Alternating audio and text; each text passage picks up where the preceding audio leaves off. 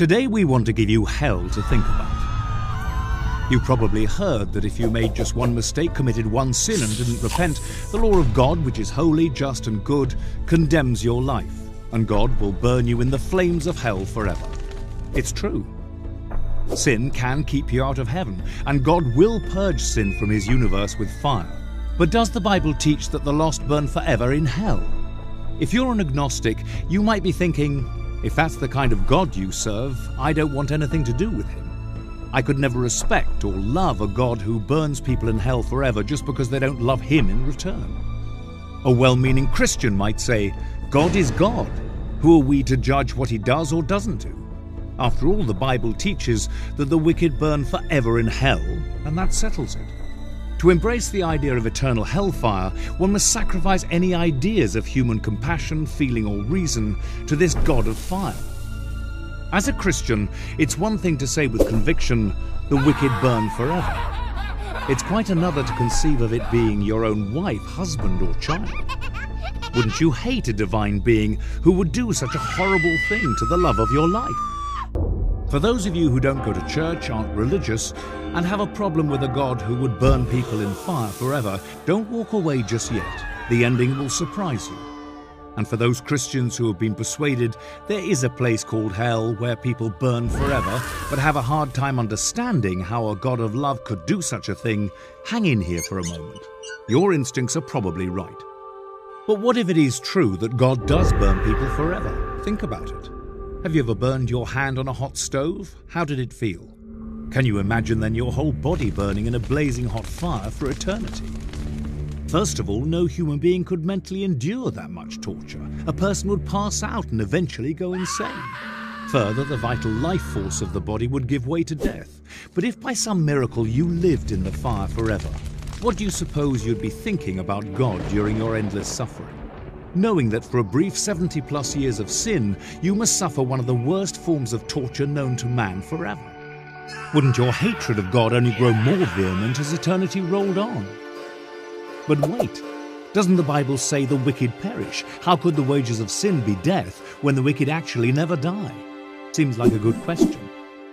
If there was an eternally burning place called hell, sin and sinners would have to be miraculously suspended in a state of extreme torture forever, where their imprecations and curses against this God of love will continue as long as he exists. Thus, God would immortalize sin and sinners for eternity. Have you ever thought about how fire works? The chemical reactions in the fire are self-perpetuating. The heat of the flame itself keeps the fuel at ignition temperature, so it continues to burn as long as there is fuel and oxygen. The flame heats any surrounding fuel, in this case the wicked, so it releases gases. When the flame ignites the gases, the fire spreads. Fire is self-perpetuating, which means as long as there is fire, it burns until nothing is left.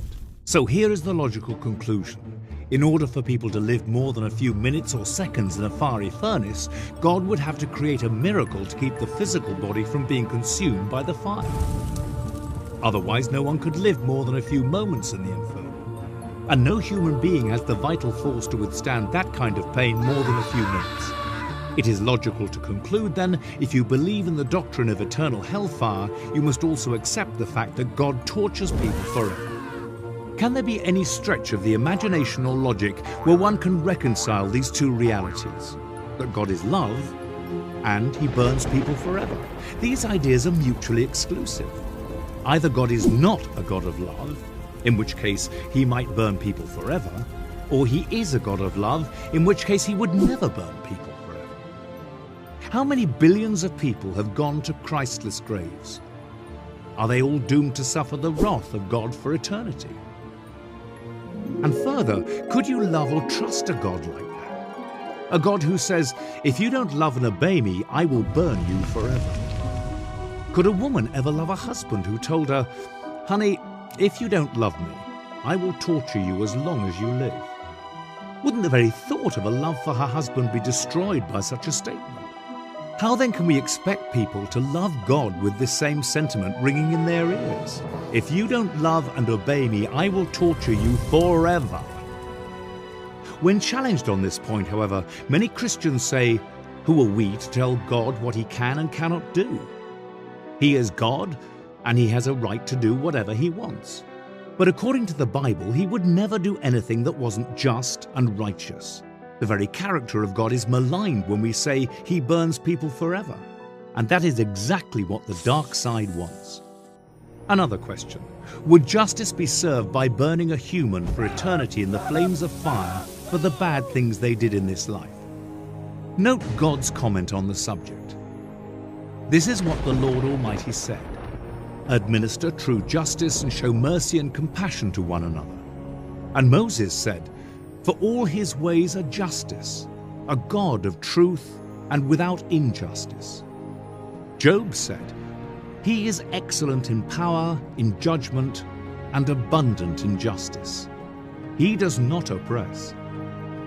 God's own testimony of himself is that he only acts in a just way. And shouldn't the punishment fit the crime?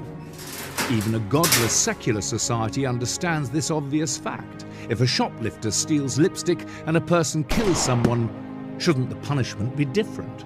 How just then is it to say any human who even commits one sin and does not repent will burn forever? There's a fascinating passage in Malachi that says the wicked will be ashes under the soles of our feet. It is literally true. When fire reduces a substance to its final chemical state, all that is left is carbon or ash. The earth is recreated after the fire does its cleansing work, and the wicked will literally be reduced to carbon. You know, just like when someone is cremated and all that is left of what was once a real living person is a small box of ashes.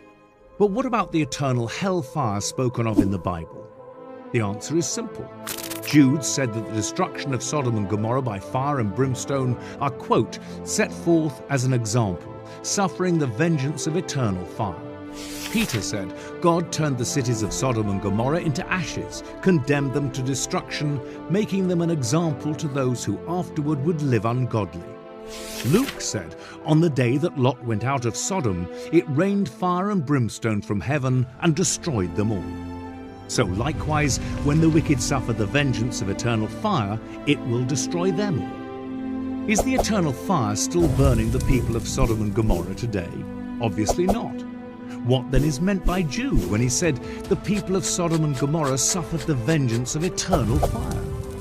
Simply understood, the expression eternal fire means that the results of the fire are eternal, that the lost perish in the fire, never to exist again. Eternal death by fire, fire that destroys forever. One of Jesus' disciples said, Jesus, show us the Father. Jesus replied, Philip, haven't I been with you all this time and you don't know the Father? He who has seen me has seen the Father. Jesus prayed that his Father would forgive those who were crucifying him. Jesus said, love your enemies, be kind to those who despitefully use you. In all of Christ's life, did he ever manifest a spirit that would warrant the idea that he would burn people forever who didn't love him?